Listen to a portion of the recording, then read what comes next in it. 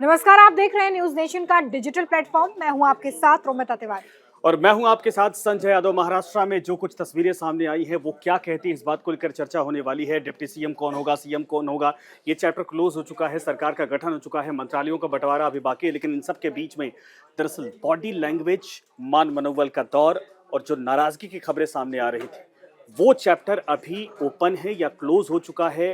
क्या वाकई में सेटिस्फेक्शन मिल गया है, उसके बाद ये डिप्टी सीएम का पद लिया गया है एकनाथ शिंदे की तरफ से, और इसके अलावा फडणवीस की तरफ से क्या कुछ कहा जा रहा है? आज के इंटरव्यूज उनके इस वक्त मीडिया में सामने आए हैं, उसके बाद जो बातें आई हैं उसका आकलन क्या निकाला जाए? क्या वाकई में तीनों नेताओं के बीच में, तीनों पार्टियों के बीच में केमिस्ट्री बेहतर है? 5 साल सरकार जैसा कि अभी तक दिखाया जा रहा है वैसा चलेगी, या फिर इस बीच में सब कुछ बेहतर तरीके से होगा, या फिर खींचतान की परिस्थितियां पैदा हो सकती है? तमाम बातों को लेकर आकलन करेंगे।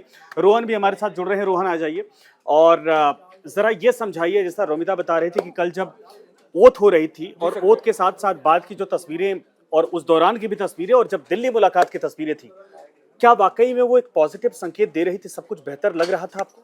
संजय, मंत्रालयों की तो हम बात करेंगे, लेकिन सबसे पहले कल एक बहुत बड़ा हमें दृश्य देखने को मिल गया और कहीं ना कहीं महायुति के तीनों नेता कल हमने देखा कि आप देख लें तस्वीरों में, जो हमने देखा तस्वीरों के लिहाज से मैं बता रहा हूँ, देवेंद्र फडणवीस और अजित पवार की कुर्सी एक बगल थी और शिंदे वहां से 4 कुर्सी दूर बैठे हुए थे।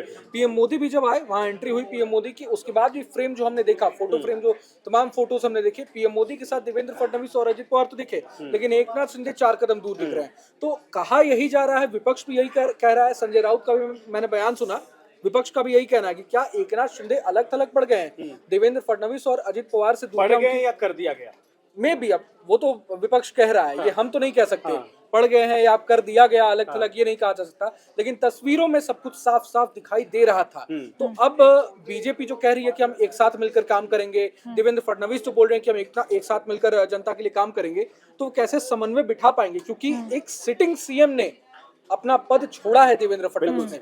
जब देवेंद्र, तो ये कसक है सीएम से डिप्टी सीएम बनने की, या देवेंद्र फडणवीस जो सीधा सीधा मैसेज दे रहे हैं कि गृह मंत्रालय वो अपने पास रखेंगे जैसा कि पिछले कार्यकाल में रखा था, ये उस बात को लेकर नाराजगी? नहीं, जाहिर तौर पर एक सिटिंग चीफ मिनिस्टर जब अपना पद छोड़ता है किसी और के लिए, तो उसकी खुन्नस तो हमेशा उनके दिमाग में रहेगी। ये थोड़ी झलक हमें उस वक्त भी नजर आई थी रोहन और संजय, जब राज्यपाल के पास दावा पेश करने के लिए पहुंचे थे। राज्यपाल के पास दावा पेश करने पहुंचे थे शिंदे, और कल शपथ ग्रहण के दौरान भी आप देखिए, जब शिंदे शपथ लेने पहुंचे तो राज्यपाल के बोलने से पहले ही वो पीएम मोदी, अमित शाह, बाल साहब ठाकरे, आनंद दिघे, सबको धन्यवाद देने लगे, आभार जताने लगे। फिर बाद में राज्यपाल ने टोका, तब जाकर उन्होंने अपनी शपथ पूरी की। तो ये तमाम चीजें हैं, लेकिन गृह मंत्रालय की कसक तो दूर की बात है, पहले सिटिंग चीफ मिनिस्टर आप देखें, जब देवेंद्र फडणवीस ने पिछली बार त्याग किया था तो उसमें सिटिंग चीफ मिनिस्टर वो नहीं थे, है ना। पहले एमवीए की सरकार थी, उसके बाद एकनाथ शिंदे आए। तो अभी शिंदे सिटिंग चीफ मिनिस्टर है, और खास बात यह है कि अब 2.5 साल चीफ मिनिस्टर के रूप में काम करने के बाद अचानक से वो पावर जब आपके हाथ से चली जाती है तो वो खुन्नस तो रहेगी कहीं ना कहीं। दिल में जाने के साथ साथ आपको डिमोट कर दिया जाता है, रहेंगे उसी चेयर के आसपास लेकिन नीचे काम करेंगे। और अब आपको देवेंद्र फडणवीस की बातें सुननी पड़ेगी, कुछ भी हो, चाहे आप कुछ भी कह लें कि हम तीनों एक बराबर हैं, तीनों एक साथ मिलकर काम करेंगे, लेकिन बॉस इज देवेंद्र फडणवीस, बात तो उनकी आपको सुननी पड़ेगी। चलिए, गृह मंत्रालय को लेकर भी इस वक्त जो पेंच है वो फंसा हुआ है। इससे पहले जो खबरें सामने आई, इसमें बताया गया कि एकनाथ शिंदे गृह मंत्रालय अपने पास रखना चाहते हैं, लेकिन अभी तक जो बंटवारा है वो हुआ नहीं है और लगातार इसको लेकर जो कयासों का बाजार है वो भी गर्म है। रोहन, ऐसा पहली बार बिल्कुल नहीं है, मतलब अगर 1995 से पहले की हम बात करें तब तक गृह मंत्रालय जो है वो हमेशा सीएम अपने पास रखते रहे, लेकिन 1995 में जब बीजेपी और शिवसेना की सरकार बनी और जब नारायण राणे जो है वो मुख्यमंत्री रहे, तब बीजेपी के पास गृह मंत्रालय था। और ऐसे अगर आप तब से लेकर सरकारों को देख रहे हैं तो कभी एनसीपी के पास भी गृह मंत्रालय रहा, कांग्रेस ने एनसीपी को गृह मंत्रालय दिया। क्या ये फॉर्मूला, और मैं अगर अभी हाल की बात करूं तो जब महायुति का गठन हुआ उस वक्त भी तो बीजेपी ने अपने पास गृह मंत्रालय रखा। शिंदे अभी यही एक्सपेक्ट कर रहे होंगे ना देवेंद्र फडणवीस से कि गृह मंत्रालय जैसा उन्होंने बीजेपी को दिया वैसे अब शिंदे को दे दिया जाए, तो क्या दिक्कत है इसमें? बिल्कुल रोमिता, पिछले 2 बार से बीजेपी अपने पास रख रही है गृह मंत्रालय, और आगे भी कोशिश यही है कि चूंकि हम पावर में है, सीएम बीजेपी का है, तो गृह मंत्रालय हमारे ही पास रहे। अब शिंदे बीजेपी को ये तर्क दे रहे हैं, कहा यह जा रहा है कि चूंकि अजित पवार को उनका मन पसंदीदा वित्त मंत्रालय मिल गया है तो मुझे भी गृह मंत्रालय दिया जाए। तो अब हो सकता है कि बीजेपी अजित पवार के खाते से वित्त मंत्रालय वापस ले ले, ताकि शिंदे का ये तर्क ही इनवैलिड हो जाए। वो ये तर्क दे ही ना पाए, तो ना उनको गृह मंत्रालय मिलेगा ना कहावत है, इन्हें। रोहन, ना जी, खेलेंगे ना खेलने देंगे, बिल्कुल, खेल बिगाड़ देंगे। बिल्कुल। तो शिंदे असल में उनकी जो ये हट इस वक्त देखा जा रहा है वो अजीत पवार के लिए भी नुकसान ना कर जाए। दूसरा ये है जो रोमिता कह रही थी कि इसके पहले जब भी मुख्यमंत्री कोई बना, जाहिर सी बात है किसी भी राज्य का मुख्यमंत्री उठाकर देख लीजिए, सेंटर की तरह जी, किसी भी पावर में अगर कोई पहुंचता है तो वो गृह मंत्रालय अपने पास रखता है। बिल्कुल। लेकिन जब भी देश में किसी भी राज्य में खिचड़ी सरकार बनी है तो वहां मंत्रालयों की खींचतान हुई है। जी, मेरे हिस्से में ये आ जाए, मेरे हिस्से में ये आ जाए, ये परिस्थितियां बनी है। और देवेंद्र फडणवीस के लिए यह बड़ी चुनौती है। अगर गृह मंत्रालय नहीं मिलता है तो सरकार आने वाले वक्त में, ठीक है इतना नंबर तो है, लेकिन ये दोनों दल जो है कि कुछ ना कुछ अड़ंगा डालते रहेंगे। ये जितने मीडिया एक्सपर्ट या पॉलिटिकल एक्सपर्ट है वो कह रहे हैं। इसीलिए चुनौती ये है कि गृह मंत्रालय दें तो पावर बिल्कुल, कम हो जाएगी, बिल्कुल। न दें तो 5 साल इस बात को लेकर पहले से मेंटल प्रिपेयर रहें कि हर बात में कुछ ना कुछ इफ एंड बट रहेगा। ये आपको लगता है? पिछले 2.5 साल में जिस तरीके से सरकार चलाई उसमें बीजेपी के पास भी तो गृह मंत्रालय थे ना।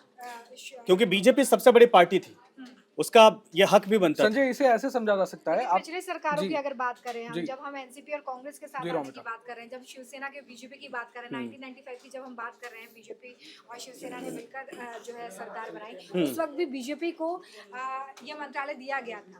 तो मेरा सवाल यहाँ पर ये है कि जब आप उस भूमिका में नहीं होते तब आप एक्सपेक्ट करते हैं कि गृह मंत्रालय जैसा बड़ा मंत्रालय आपकी झोली में आए, लेकिन जब आप आज इस भूमिका में हैं तब आप दूसरे को, अगर आप शिंदे को लेकर आए तो आपने गृह एक चीज और है रोमिता, मैं बताऊं, गृह मंत्रालय लेने का मतलब ये समझिए कि शिंदे का खुद का ईगो सेटिस्फेक्शन होगा। कारण है ये टेक्निकल एक तरह से पद होता है, डिप्टी सीएम का कोई पद नहीं होता, आप कैबिनेट के बराबर ही एक पावर रखते हैं, रैंक रखते हैं।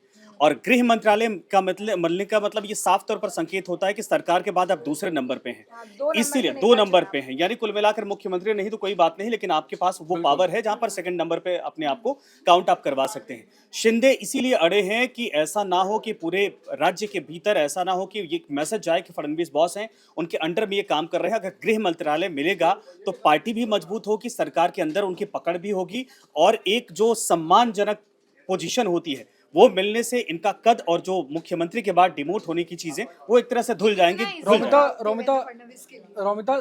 संजय एक चीज करेक्ट करना चाहूंगा, शिंदे को फडणवीस से तो दिक्कत है ही नहीं, दिक्कत ये है कि अजित पवार की पावर मेरे से ज्यादा ना हो।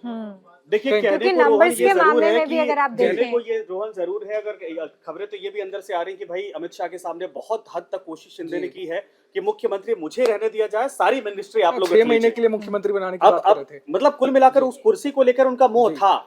तो ठीक है, फडणवीस से व्यक्तिगत व्यवहार बड़े अच्छे हैं, लेकिन कोई भी नेता जब मुख्यमंत्री कुर्सी छोड़ता है तो उसको पता है कि मेरा जो कॉम्पिटिटर था यही था और वो वहां पर बिल्कुल बिल्कुल। लेकिन संजय एक चीज और आप देख लें, गृह मंत्रालय की बात कर रहे हैं, बीजेपी क्या शिंदे के सामने झुकेगी या नहीं झुकेगी? दो ही चीजें हैं। आप लोकसभा केंद्र के एग्जाम्पल से आप देख लें, नीतीश और चंद्रबाबू नायडू इतने हार्ड बार्गेनर हैं, सभी को पता है, और अगर वो दोनों बीजेपी के साथ, एनडीए के साथ नहीं रहे तो सरकार गिर जाएगी। लेकिन बीजेपी आप देख लें फिर भी मंत्रालयों का, केंद्रीय कैबिनेट का जब ये हुआ, विस्तार हुआ, तब तमाम बड़े मंत्रालय जो हैं बीजेपी ने अपने पास ही रखा, चाहे नीतीश और चंद्रबाबू नायडू कितने ही बड़े बागेनर हों, और उनके सहारे बीजेपी की इस वक्त सरकार है केंद्र में। लेकिन तो मलाईदार विभाग जो है बीजेपी ने अपने पास ही रखे थे, मतलब वहां पर भी आप ये कहना चाह रहे हैं कि वहां पर भी इस कॉन्सेप्ट पे काम नहीं किया कि हम आपके साथ सरकार मिलकर बना रहे हैं तो हम किसी प्रेशर में हैं और इसलिए हम आपको बड़े विभाग देंगे। लेकिन ये रणनीति क्या महाराष्ट्र में हो सकती है? जब केंद्र में अगर ऐसा हो सकता है तो रोहन उसका मैं जवाब देता हूं। देखिए, नीतीश कुमार से ज्यादा बड़े खिलाड़ी एकनाथ शिंदे किसी भी हाल में नहीं। बिल्कुल। और नीतीश कुमार जिस पोजीशन में है, अगर वो खिसकते हैं तो सरकार की स्थिति बिगड़ सकती है। एकनाथ शिंदे अगर खिसकते हैं तो सरकार बनाने की स्थिति वहां पर भी बीजेपी कर लेगी, इनकी आवश्यकता उतनी है नहीं। दूसरा ये है कि नीतीश कुमार बहुत सीनियर लीडर हैं, वो देश की राजनीति में एक साधना, इसलिए प्रधानमंत्री साथ लेकर चल रहे हैं। एकनाथ शिंदे को यह समझना चाहिए कि बीजेपी की वजह से ही वहां पर आपकी स्थिति बनी, आप पार्टी बना पाए, आप इतने मजबूत हुए, मुख्यमंत्री के तौर पर आप वहां पर 2.5 साल शासन में रहे। लेकिन यहाँ पर बार्गेनिंग पावर उस लिहाज से आपको डिमांड ही नहीं करनी चाहिए, और मुझे नहीं लगता है कि शिंदे के सामने भारतीय जनता पार्टी किसी भी तरीके से सामने झुकने को तैयार होगी। दूसरा ये भी है कि भाई राजनीति में दिल से फैसले नहीं होते हैं। सबको ये पता है कि जो सत्ता में आएगा, जो पावर में होता है, उसी लिए राजनीति होती है। तो सब कुछ अगर हम छोटी पार्टी होने के नाते भी आपको सौंप देंगे तो ये मैसेज सियासी तौर पर बहुत अच्छा नहीं है। ये बीजेपी अपने पैर पर कुल्हाड़ी मारेगी। और आप याद करिए कि 2029 में और इसके बाद की जो रणनीति भारतीय जनता पार्टी की, वो अलायंस के साथ की नहीं है, वो खुद के दम पर महाराष्ट्र में चुनाव लड़ने की। बिल्कुल सही। देखिए, तो बीजेपी महायुति क्यों के आपको बनने मौका के देगी? बाद लोकसभा चुनाव हुआ, उसमें भी ऐसा कोई खासा प्रदर्शन जो है वो शिवसेना का दिखाई नहीं दिया था, शिंदे गुट का दिखाई नहीं दिया था। मुझे लगता है कि मैसेजिंग वहीं से शुरू हुई थी कि शिंदे गुट को जितनी तरजीह दी गई थी, हालांकि नंबर्स भी उतने नहीं आए विधानसभा चुनाव में, बीजेपी बड़ी पार्टी बनकर उभरी और वहीं से मैसेजिंग शुरू हुई कि अब बीजेपी ही बड़े भाई के रोल में होगी और उसके साथ वाली जो पार्टियां हैं वो जो है इसी तरह की भूमिका निभाएंगी। इसके अलावा एक और चीज़ जो आप अन्य राज्यों में भी देखेंगे कि बीजेपी जहाँ भी बड़े नंबर के साथ आती है वहाँ पर वो ये चाहती है कि पूरी तरीके से कमांड उसके हाथ में, और जहाँ पर उसके हाथ में कमांड नहीं है यानी कि वो समर्थन के साथ सरकार चला रही है, वहाँ पर मुझे लगता है कि नंबर्स ना होने की वजह से थोड़ी बहुत रणनीति जो है वो बदलती है। लेकिन अधिकतर राज्यों में आप ये देखेंगे कि बीजेपी पर तो ये आरोप भी लगता रहा है कि जो क्षेत्रीय दल है उन्हें खत्म करने का काम बीजेपी जो है वो करती रही है। कई राज्यों में आरोप लगता रहा है, हमेशा ये आरोप जो है वो छोटी पार्टियां लगाती नीतीश रही। कुमार भी लगाते रहे, लेकिन हालांकि अभी साथ में है। हाँ। तो आज मजबूरी के हिसाब से रोमिता- दोस्ती दुश्मनी होती है यहाँ पर। हाँ, आज मैं देवेंद्र फडणवीस का सीएम बनने के बाद इंटरव्यू देख भी रहा था, तो साफ साफ वही कह रहे थे कि इस बार अगर मैं सीएम नहीं बनता तो बीजेपी के कार्यकर्ताओं में एक गलत मैसेज जाता कि इतनी सीटें आने के बावजूद अगर बीजेपी का सीएम नहीं बन रहा है, तो साफ साफ यही कहना है कि पावर, अगर ज्यादा सीटें हम ला रहे हैं तो पावर में भी हम रहेंगे, किसी के आगे दबने की जरूरत नहीं है। केंद्र में हमने एग्जाम्पल देखा हुआ है, मंत्रालयों भी, जितने भी मलाईदार मंत्रालय चाहे बड़े मंत्रालय हैं, बीजेपी अपने पास रखा है। तो महाराष्ट्र में जब केंद्र में नीतीश और नायडू के आगे बीजेपी नहीं झुक रही है, तो महाराष्ट्र में क्या एकनाथ और शिंदे के आगे जनता झुक को भी जाएगी? एक बड़ा मैसेज देना नहीं, है एक बड़ा मैसेज है रोमिता, ये भी है कि महाराष्ट्र में जो सिचुएशन की गई है, बीजेपी ने एकनाथ शिंदे नाराज रहे या ना रहे, दूर बैठे पास रहे, ये साफ दिखाई दे दिया कि बीजेपी को फर्क नहीं पड़ता। आप बिहार की बात कर रही थी, अब ये मैसेज बिहार को भी है कि नीतीश कुमार अगर हमारी सीट ज्यादा आती है तो मुख्यमंत्री हमारा बनेगा। बिल्कुल। ये महाराष्ट्र में हो चुका है। क्योंकि ये बात अलग है कि वहां पर चुनाव होने से पहले अगले ही साल बीजेपी चुनाव है, ये हाँ। कह चुकी थी कि चाहे मैंडेट कुछ भी हो। देखिए यहाँ पर दो डिफरेंसेस हैं। उस वक्त जब बिहार में चुनाव हुए थे तब बीजेपी ने पहले ये कह दिया था कि चाहे नंबर्स किसी के भी ज्यादा हो, मुख्यमंत्री नीतीश कुमार बनेंगे। लेकिन यहाँ पर ये साफ साफ कहा गया था कि रिजल्ट आने के बाद महायुति के नेता एक साथ बैठेंगे और ये डिसाइड करेंगे कि मुख्यमंत्री किस पार्टी का होगा। तो यहाँ पर थोड़ी सी हर राज्य के, क्योंकि राजनीतिक समीकरण अलग अलग होते हैं, वहाँ पर जो जातिगत समीकरण होता है वो अलग अलग होता है और उसी को साधते हुए राजनीतिक दल आगे बढ़ते हैं। फिलहाल आज हमने डिस्कशन किया कि किस तरीके से अभी भी महाराष्ट्र में थोड़ी खींचतान बची हुई है, विभागों का बंटवारा भी होना है, किसके पास मलाईदार विभाग जाएंगे और किसे यहाँ पर थोड़ा सा कॉम्प्रोमाइज करना होगा, इसके लिए अभी थोड़ा सा और इंतजार करना होगा। तो बने रहिए हमारे साथ, देखते रहिए न्यूज नेशन। न्यूज नेशन अब व्हाट्सएप पर खबरों के ताजा अपडेट के लिए न्यूज नेशन के इस क्यूआर कोड को स्कैन करें।